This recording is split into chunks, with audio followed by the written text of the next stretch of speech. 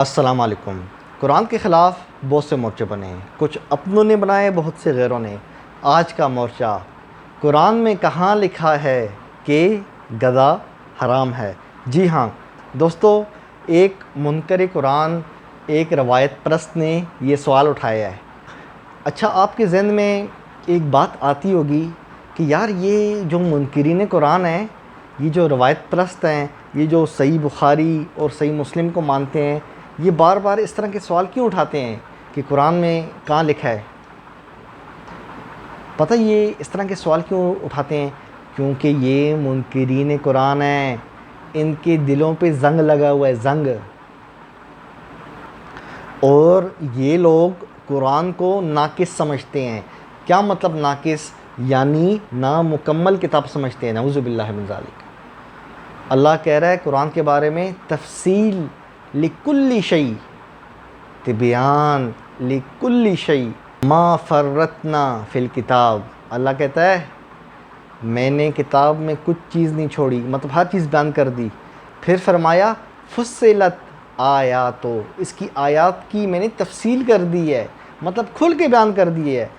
یہ لوگ کہتے ہیں نہیں اللہ، آپ نے کھل کے بیان نہیں کیا، گدھا کہاں حرام ہے، ہمیں قرآن سے دکھاؤ۔ اچھا، ایسے عقل کے اندھے ہیں یہ جو صحیح بخاری کو مانتے ہیں، یہ جو روایات کو مانتے ہیں، یہ جو منکرین قرآن روایت پرست ہیں، ایسے عقل کے اندھے ہیں کہ قرآن کے اندر تدبر نہیں کرتے۔ یہ کہتے ہیں ہمیں نام چاہیے، نام لکھا ہو۔ یہ سمجھتے ہیں کہ قرآن ایسی کتاب ہے، ہزاروں جانور ہیں سمندر کے اندر اور باہر، یہ کہتے ہیں ایک ایک چیز کا نام لکھا ہو، پھر آگے لکھا ہو حلال یا حرام۔ یہی سوال میں نے ان سے پوچھا، اگر آپ کو نام چاہیے تو مجھے اپنی روایات سے ثابت کریں کہ ٹماٹر حلال ہے کہ حرام، نام سے ثابت کرو، نام سمیت۔ آج تک جواب نہیں آیا۔ میں نے یہی سوال پوچھا، بھینس کا دودھ حلال ہے یا حرام، روایات سے ثابت کرو، آج تک جواب نہیں آیا اور کبھی بھی نہیں آئے گا انشاءاللہ۔ دوستو، وقت ضائع کیے بغیر ہم قرآن کی آیت کی طرف چلیں گے۔ اللہ پاک نے ہمیں تدبر کرنے کا، سوچنے کا کہا ہے قرآن کے اندر، کہ ہم اس کے بارے میں تدبر کریں، سوچیں بیٹھ کے۔ یہ نہیں کہ خالی مطالعہ کیا اور بس نکل لیے، نہیں۔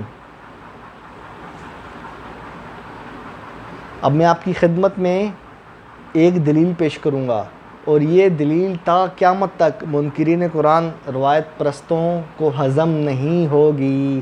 قرآن سے میں ثابت کرنے جا رہا ہوں کہ گدھا حرام ہے، گھوڑا حرام ہے، خچر حرام ہے۔ دوستو، آپ کی اسکرین پہ آیت چل رہی ہے۔ اس آیت کے اندر اللہ پاک جو کھانے پینے والے جو جانور ہیں نا، ان کا ذکر کر رہا ہے۔ وَالْأَنْعَامَ خَلَقَهَا لَكُمْ فِيهَا دِفْءٌ وَمَنَافِعُ وَمِنْهَا تَأْكُلُونَ،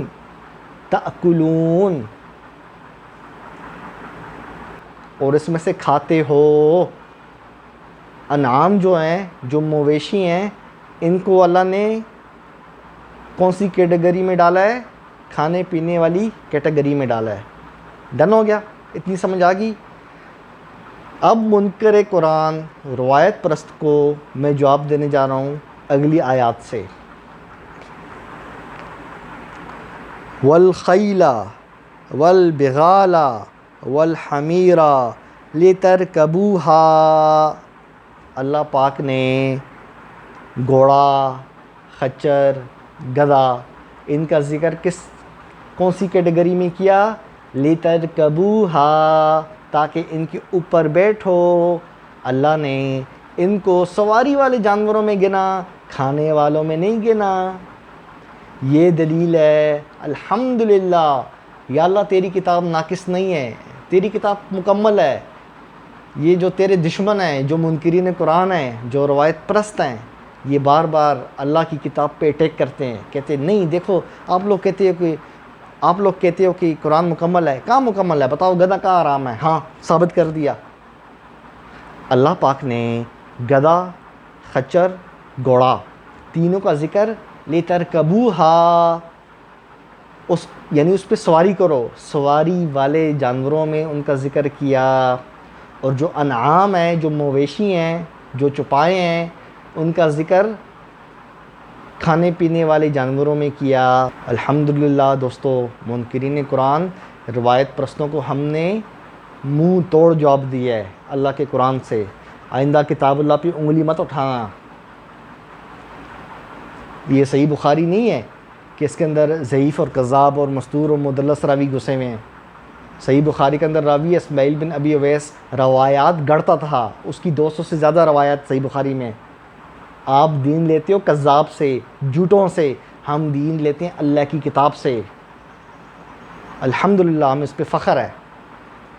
ہم نے ثابت کر دیا کہ گدھا، خچر، گھوڑا، ان کا شمار اللہ نے سواری والے جانوروں میں کیا، اور جو کھانے والے جانور تھے ان کی کیٹیگری علیحدہ بیان کی۔ تدبر کرو قرآن کے اندر، تدبر، اس کے لیے دماغ ہونا ضروری ہے، اور منکرین قرآن روایت پرستوں کے پاس دماغ نہیں ہے۔ دوستو، یہ جو اللہ کی کتاب کے دشمن ہیں نا، ان سے بچ کے رہنا۔ واللہ یہ آپ کے ایمان کے ڈاکو ہیں۔ دیکھیں، ایک جو ڈاکو ہوتا ہے نا، وہ آپ سے پیسے لے کے وہ بھاگ جاتا ہے، یہ آپ کو جانے دیتا ہے، ٹھیک ہے آپ جاؤ، اس کا کام ہو گیا، اس نے موبائل لے لیا، پیسے لے لیے، سونا لے لیا۔ یہ آپ سے ایمان چھیننا چاہتے ہیں۔ یہ آپ کو بولیں گے دیکھو قرآن مکمل نہیں ہے۔